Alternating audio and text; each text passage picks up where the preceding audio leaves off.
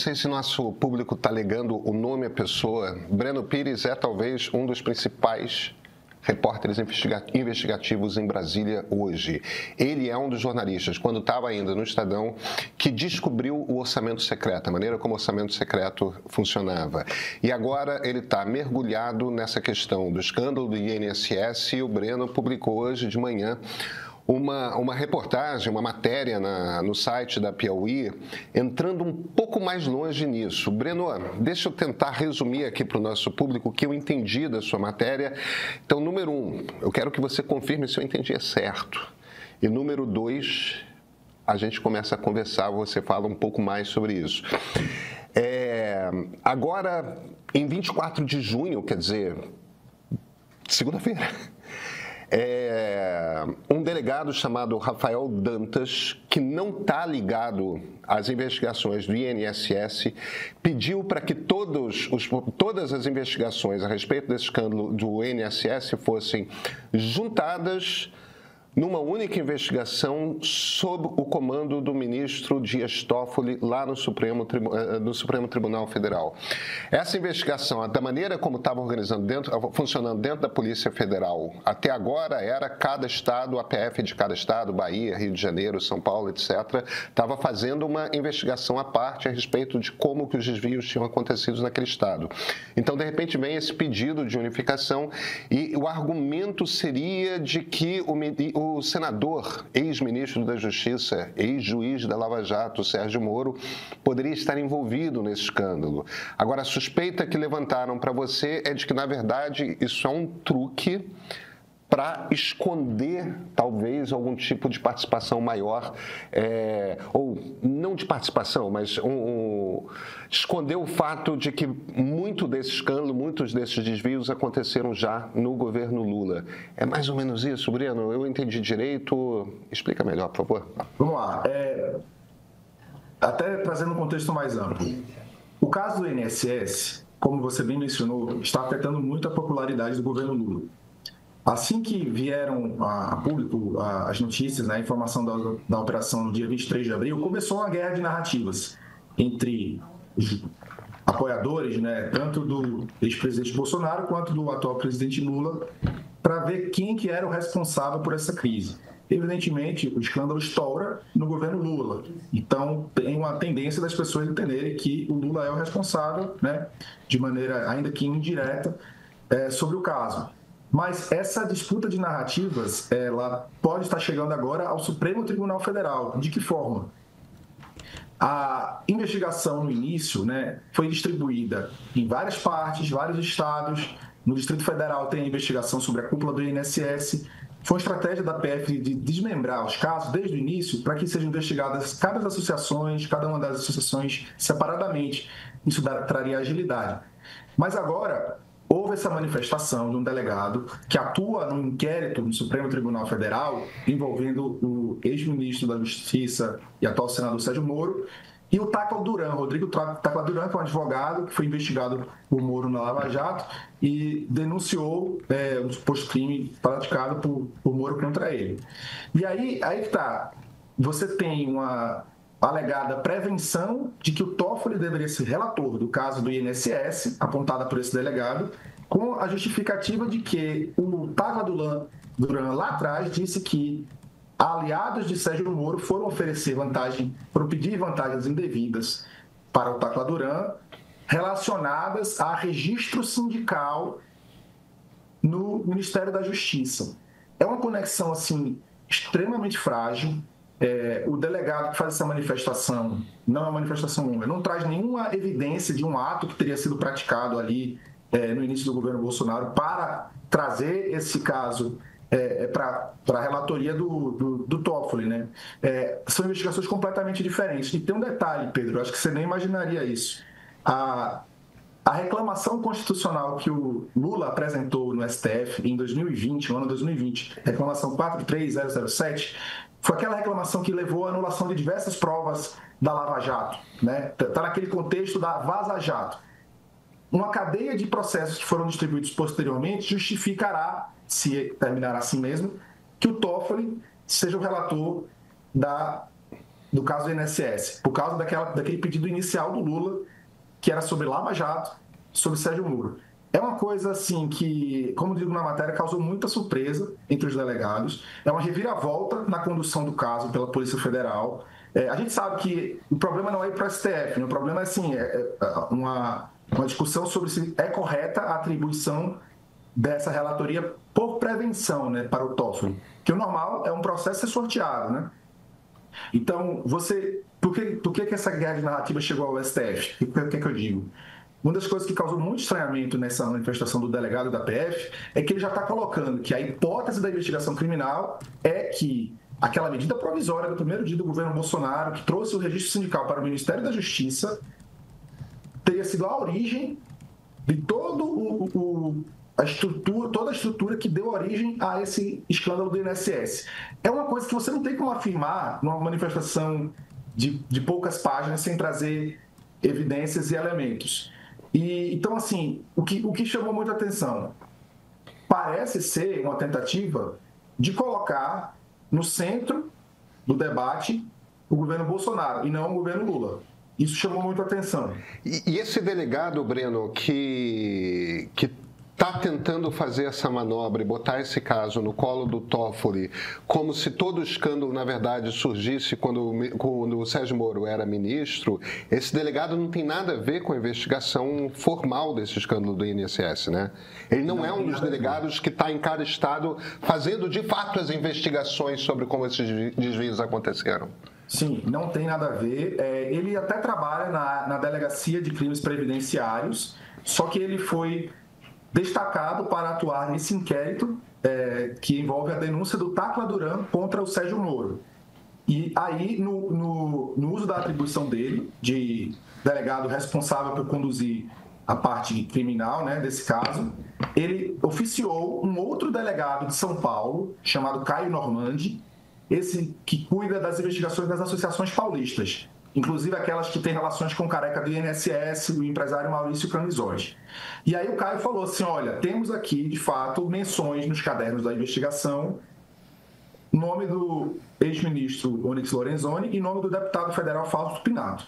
E aí o delegado do inquérito do Tacla Duran junta essas informações, diz que tem essa conexão com o Moro, e aí ele faz um pedido que é um salto, assim, não lógico, de que todos os inquéritos que tramitam, são 15 inquéritos no Brasil, isso tem Minas Gerais, São Paulo, Sergipe, Ceará e Distrito Federal, vão tramitar exatamente desse inquérito 49 e 46 do STF, que é um inquérito sigiloso, onde o Moro é investigado.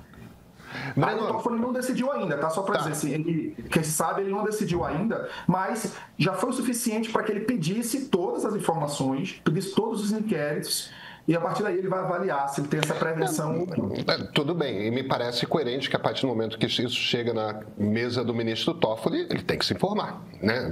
Parece bastante razoável, do ponto de vista do que está acontecendo no gabinete do ministro Toffoli, parece bastante razoável. A surpresa aí é a ação desse delegado. Agora, Breno, se eu entendi correto, e por favor, corrija qualquer premissa aqui que tiver na minha pergunta que você considerar incorreta, tá?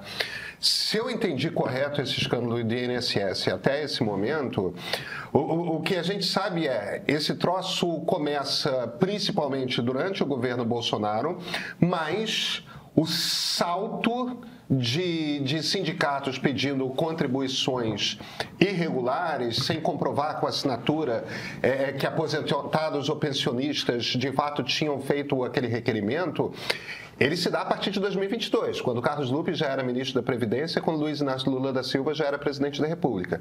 O grosso dos desvios acontece dentro do governo Lula, e isso não quer dizer que o presidente teve qualquer tipo de envolvimento com isso, mas acontece a partir de 2022. O principal argumento que o governo usa, que é um argumento razoável, que é um argumento que eles já usavam lá atrás, durante o governo Dilma na Lava Jato, sim, mas a gente não faz interferência em nenhuma investigação. A gente não se mete no Ministério Público, a gente não se mete na Polícia Federal, a gente deixa que as investigações aconteçam.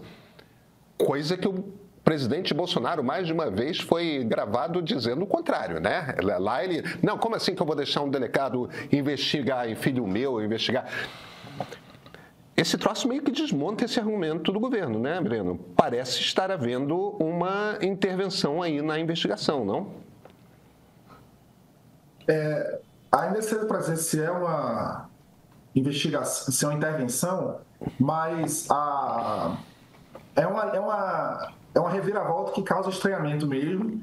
E acho que a linha que vem sendo utilizada pelos delegados do caso é que não havia, assim, eles não estavam apontando quem que era o responsável pelo caso, qual o governo que era causador do caso, né? A linha de trabalho era assim, tem os repasses para as entidades, houve um crescimento absurdo, vamos observar quais são as informações que existem a respeito de movimentações bancárias, financeiras, né? Aquele relatório do COAF, dos representantes das entidades, certo? Começou aí, vamos focar nos representantes das entidades. A partir daí, chegou-se aos operadores, porque tinha transações entre as entidades e o careca do INSS, também tem outra advogada chamada Cecília, que atua no Ceará, e a partir dessas movimentações com esses personagens, foram feitos novos rifes, e aí sim se conectou os operadores a funcionários do INSS. Portanto, a linha de investigação nunca foi sobre quem que deu origem ao caso. A linha de investigação foi sobre como que o dinheiro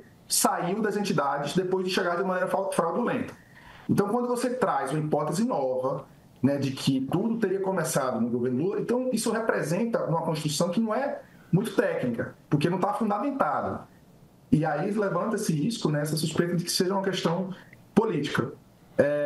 Um direcionamento político. Só para tentar dar uma resumida assim, a matéria que a revista Piauí publicou nesse mês de junho, a respeito do caso do INSS, a respeito da linha do tempo, né, que você trouxe aqui, um assunto importante. A linha do tempo do caso do INSS, ela, no fim das contas, ela vem desde 1991, né, que foi quando foi permitida a realização desses descontos associativos. Mas já houve um salto muito grande entre 2017 e 2018, de 34%, nos valores que eram descontados pelas empresas. E por que isso? Porque tinha 4 associações que estavam fraudando. O mesmo mecanismo que agora foi apontado já existiu no ano de 2018, e essas 4 associações foram extintas, elas foram expulsas do sistema de descontos associativos no ano de 2019 pelo governo Bolsonaro.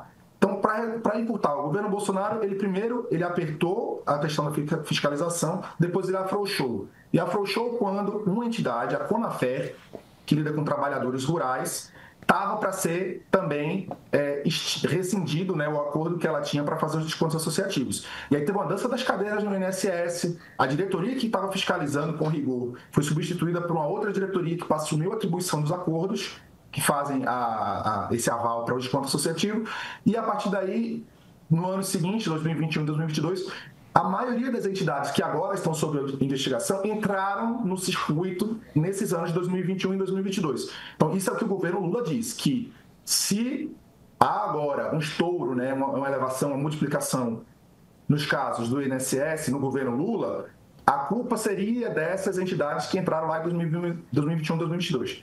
Agora, o fato essas entidades que entraram em 2021 e 2022 e que só entram após o governo Bolsonaro ter feito uma dança de cadeiras e mudado várias diretorias para que a fiscalização fosse afrouxada.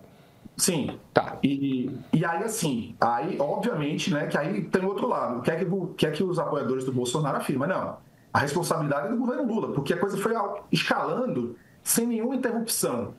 E uma coisa é certa, por mais que a entidade tenha entrado no governo Bolsonaro, por exemplo, mas a fraude ela acontece a cada mês, a cada as milhares de inscrições novas de aposentados, né, por meio de fraude, que eles não deram consentimento para ter esses descontos associativos, mas estão sendo colocados o nome deles. Então, assim, essa escalada de fraudes acontece no governo Lula, isso é inequívoco. Não dá para não responsabilizar o governo, no caso, né? Não o governo, mas enfim, os agentes que estavam ali no INSS naquela época. Né? Por isso que estão sendo investigados o presidente do INSS, Alessandro Stefanuto, procurador-geral do INSS, Vigílio Oliveira. O Vigílio, o COAF detectou transações de 12 milhões de reais que chegaram para as empresas da esposa dele e de uma irmã.